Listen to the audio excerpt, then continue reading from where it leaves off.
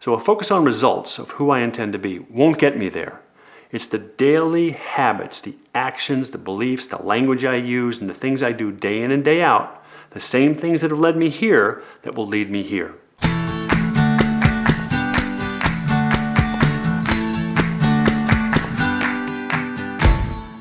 So now we move into the important label of identity. Now let me give it a definition. Identity is a set of beliefs, or you might say assumptions. They're the habits that cultivate our way of being. Now the beliefs we have about ourselves drive each and every behavior. They drive our actions. If you change your identity, again, this is the type of person you believe you are, then it's easier to change the behavior, which are the actions that we take, than anything else you can do. It's virtually impossible to change a behavior unless you change the underlying belief. That belief is your identity. A key component of identity is understanding the distinction between your current self and your future self. This is who you are today, and this is who you desire to be in the future. To take it further, the current self is who we truly believe we are.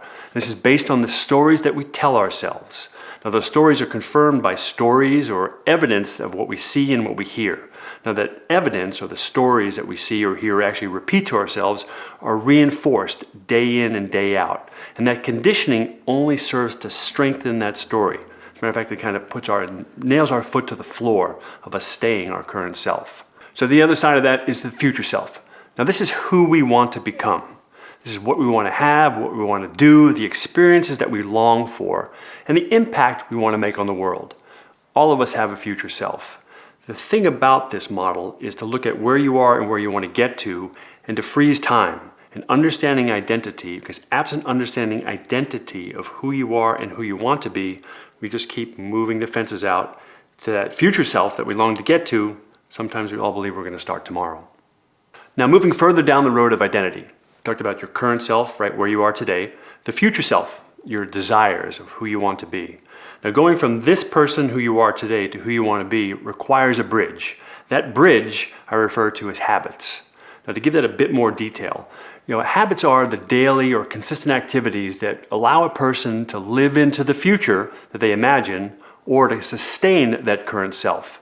So we either have a future self that we desire to live into and have habits or actions that we practice, or we have a default future. Now, that default future is the ongoing narrative of the story we tell ourselves about who we are today.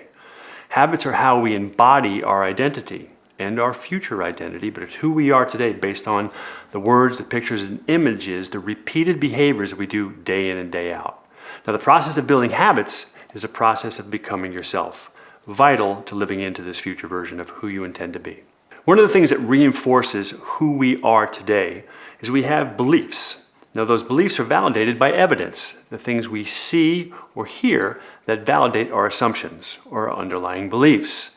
So evidence is whatever your identity is now, you only believe it because you have proof of it. Now, I might say to myself, hey, I go to the gym consistently. Even when it's snowing, hey, I'm committed to fitness. Or I read nightly, I'm a reader. That's part of my identity. I am is part of identity.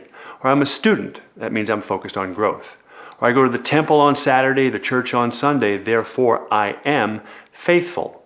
And when evidence accumulates, our self-image is fortified. This becomes our identity. So wrapping this up, identity is how we see ourselves. It's the story we tell ourselves about ourselves. So who I am today, or who you are today, is a net result of the story you have told yourself, the narrative of who you are. That's created the beliefs that you have, which created the behaviors and the habits that have led to where you are today. And we want to get to a future version of ourselves. I think all of us believe we have something else to get to, some other capability, a gift we want to use, a place we want to get, an experience we want to have.